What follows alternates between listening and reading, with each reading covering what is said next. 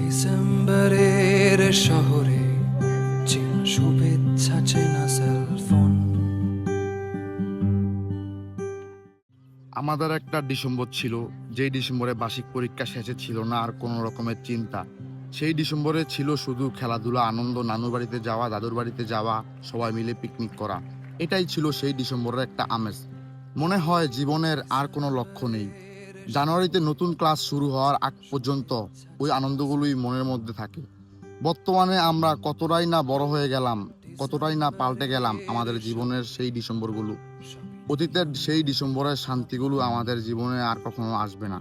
সবাইকে ধন্যবাদ। ডিসেম্বরের শহরে